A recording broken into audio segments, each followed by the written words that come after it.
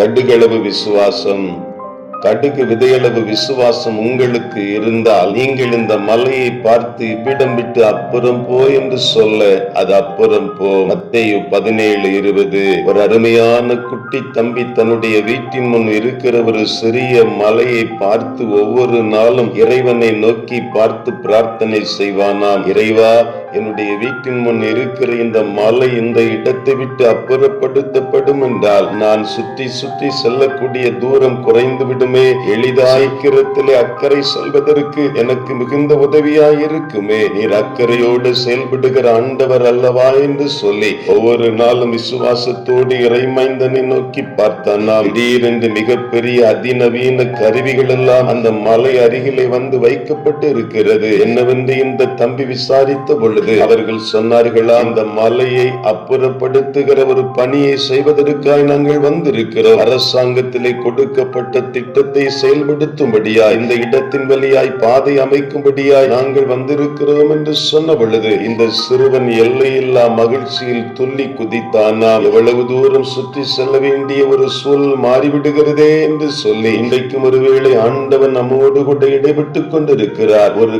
கடுகு விதையளவு விசுவாசம் நமக்குள் இருக்கும் பொழுது மலைகள் எல்லாம் பெயர்ந்து போய்விடுகிறதா. நம்முடைய வாழ்விலும் இப்படிப்பட்ட ஏராளமான மலை போல இருக்கிற பிரச்சனைகள், போராட்டங்கள், சவால்கள், இனி இந்த வாழ்க்கை பயணத்தை தொடர முடியுமோ என்ற அப்படிப்பட்ட ஒரு நிலை அனைத்தையும் நம்முடைய கடுகளவு விசுவாசம் அப்புறப்படுத்தி விடுகிறதே, இல்லாமல் ஆக்கி விடுகிறதே. ஆகவே என்னுடைய வாழ்க்கையிலும் இந்த விசுவாச குறைச்சல் இருக்கும் என்றால் என் அவிசுவாசம் நீங்கும்படி உதவி செய்யும் ஆண்டவரே என்று சொல்லி அவருடைய சமூகத்தில் முழு இருதயத்தோடு நம்மை அர்ப்பணித்து கேட்கும் பொழுது ஆண்டவர் நமக்குள்ளாய் அந்த விசுவாசத்தை வளர்த்தெடுக்கிறவர். அவிசுவாச வாழ்வை நம்மிலிருந்து அப்புறப்படுத்துகிற ஆண்டவர். அந்த நல்ல ஆண்டவருடைய கரத்தில் நம்மையும் அர்ப்பணிக்க அழைக்கப்பட்டிருக்கிற பிரியமானவர்களே, அருமையான இந்த கடுகு பார்ப்பதற்கு சிறியதாக இருந்தாலும் அது விதையாக விதைக்கப்பட்டு மரமாக வளரும் பொழுது பெரிதாக மாறிவிடுகிறதே. அதே போல நம்முடைய வாழ்விலும் கூட பெரிய பெரிய காரியங்களை நடத்துவதற்கு சிறிய